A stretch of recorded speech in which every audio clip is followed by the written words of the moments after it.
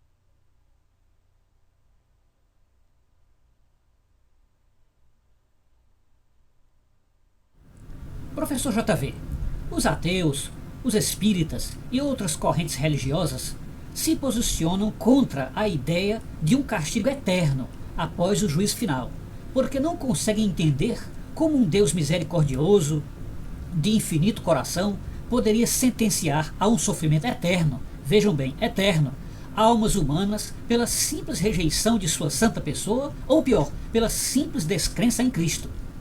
Isto posto, pergunto, o senhor por acaso encontrou outra forma de entender essa história de sofrimento eterno sofrido no inferno?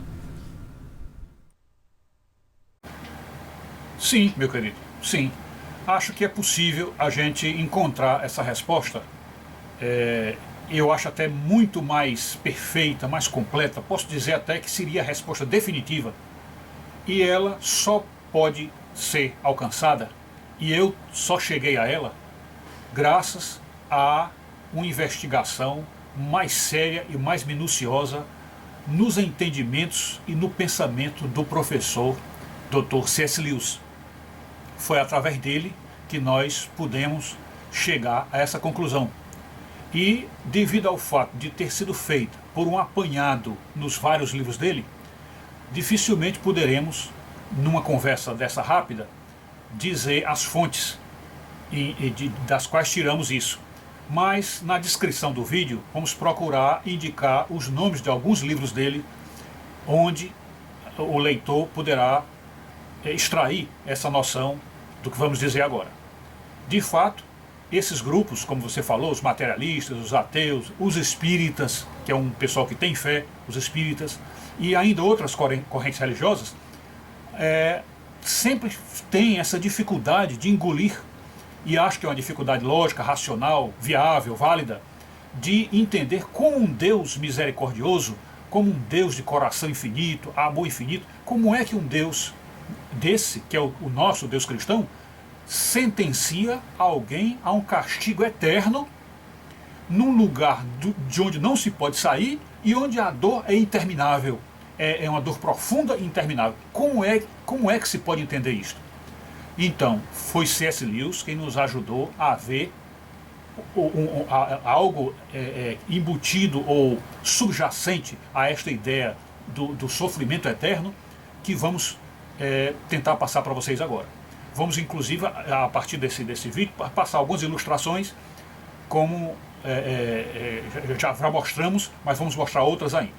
Acontece que, se o leitor, se o amigo que está nos assistindo, tiver percebido, as pessoas, de um modo geral, podemos dizer então, todas as almas humanas, quando se aferram à sua opinião pessoal, quando se esmeram na defesa do seu próprio ponto de vista, se tornam almas empedernidas, isto é, pessoas que não abrem mão do seu ponto de vista. É claro que você encontra muitas pessoas que mudam seu ponto de vista, ou voltam atrás, se arrependem, deixam de pensar como pensavam, mas o que você vai observar é que a maioria, ou o que é comum de encontrar, são pessoas aferradas a uma opinião e não largam dela por dinheiro nenhum no mundo e por nada, chegam até a matar por causa disso. Então, essas pessoas, elas estão dentro de si com uma ideia, que a psiquiatria antigamente chamava de ideia fixa, então estão com uma ideia fixa e vamos dizer assim, encasulam, ficam incrustadas dentro dessa ideia fixa e nada de fora pode entrar na pessoa, nada ajuda a demovê-las dali, a mudar o pensamento delas. Significa dizer então que elas estão teimosamente, empedernidamente, incrustadamente dentro daquela sua autovisão e daquele bitolamento da sua visão, e dali não arredam o pé. Então pode-se dizer o quê? Que é alguma coisa eterna. Pode-se chamar isso de eterno. Por quê? Porque essa pessoa não abre mão de forma nenhuma. E seja lá que argumento se use, seja lá que resposta se dê, que soluções abra, que caminhos se mostrem, eles continuam mantendo aquela sua opinião. E aqui temos que dizer uma opinião errada, porque evidentemente quando você está com a opinião certa, você não deve mudar. Mas na opinião errada, e a pessoa então continua daquela forma, pode-se dizer então que ela está com uma ideia fixa, portanto uma ideia eterna. É algo que a pessoa não muda.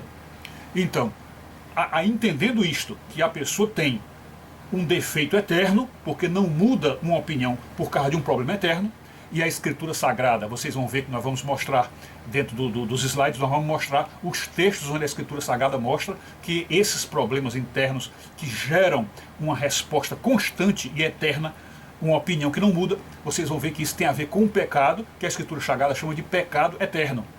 A Escritura Sagrada chama isso de pecado eterno, portanto é um defeito eterno.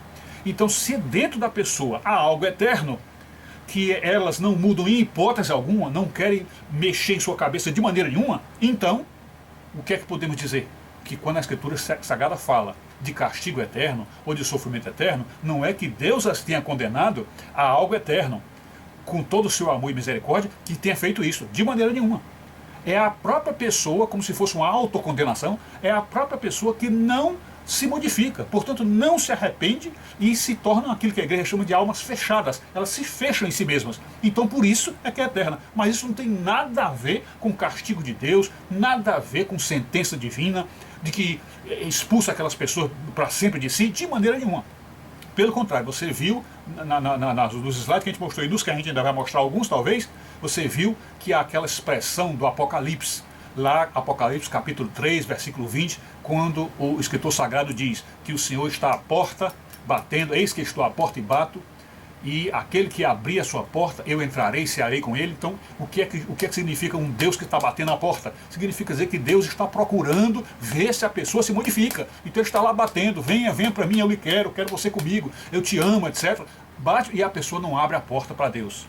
Então o que é eterno aí? O que é eterno? Não é o que Deus sentenciou, é o que a pessoa determinou para si. Então aí está a eternidade. Então o que é que podemos dizer? Qualquer alma com qualquer pecado, se ela vier se arrepender e se modificar, ela será salva por Deus. Nesse sentido pode-se dizer que todos serão salvos, porque se todos se arrependerem, haverá salvação universal. Agora nós é que particularmente não acreditamos nisso, porque o que temos encontrado no mundo são almas arredias, almas empedernidas que não abrem opinião por nada e às vezes por assuntos bobos, às vezes uma mera opinião de futebol, uma opiniãozinha de morar em casa tal, uma opiniãozinha boa de assunto dia a dia, a pessoa não muda o pé, não abre mão de maneira nenhuma, são pessoas realmente fechadas. E é isso então que está o sentido de condenação eterna, de sofrimento eterno. Aí está, é como se fosse um sofrimento que a pessoa se auto-inflige, ela própria passa a viver esse sofrimento que é um fogo interior, um fogo que a consome, que a faz sentir angústia, porque evidentemente ela mantendo aquela opinião fixa, ela está afastada de Deus, está longe da presença de Deus, porque ela própria não quer a aproximação com Deus, ela fechou os caminhos para Deus, e aí nessa solidão que a pessoa fica sozinha, é aí que está o seu sofrimento.